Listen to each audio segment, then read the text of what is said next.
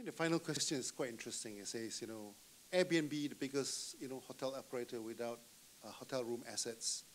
Uber, the biggest taxi company without owning it. Can you run a healthcare company without owning beds? Yeah. I think so. There is something special going on. I don't know, are you familiar with the Singularity University? The Singularity University is in Mountain View. It's settled by Peter Diamandis and Rach Kurzweil, one from Harvard, the other one from MIT. They work for NASA there in California. And then they thought, wow, we got such a bunch of knowledge and we are doing so less with it, we have to do something different.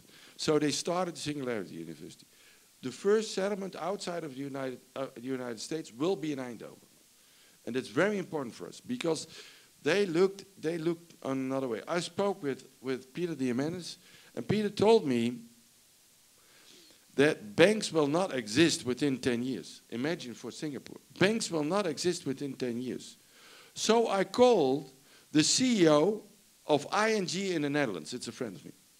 And I asked him, Ralph, can you tell me, Peter told me that banks will not exist within 10 years.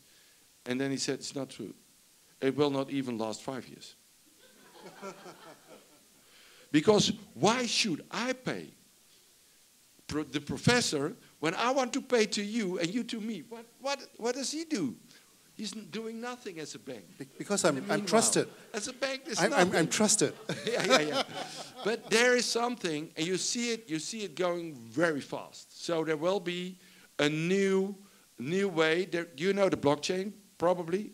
The blockchain development. Our national bank is going to work with a blockchain. Is anyone knowing about the blockchain? Okay, it will, but well, quite a lot of people. When I ask it somewhere else in the world, then they say, "Whoa, blockchain, never heard of." But you have heard about a blockchain. It will change the world rapidly. And the other one is about the hospitals, and that is what Peter told me as well. Rob, you must know that cancer will be defeated within 10 years, and we can do it. We can even do it sooner. But then the regulation of the national government is going to provide it. But what we do is, there is something, when a cancer cell, the first cancer cell is going to do something wrong with its DNA. And we want to get into the cell, but that's very difficult. So there is stuff that can detect this cell and defeat it. But it's not possible to get it into the nanostructure of the cell. But it's not far away anymore. So when we are there on that level, we just put it in your body, and it's preventive. It's going around your body for a long term, and then when it's meeting such a cell, it's getting into the nanostructure, and it's defeating, it's demolishing this cell.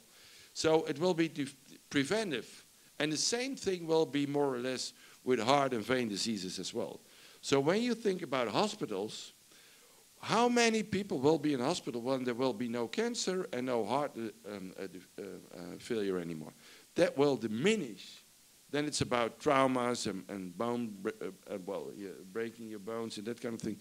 But it will diminish the amount of people in hospitals. So this is really disruptive.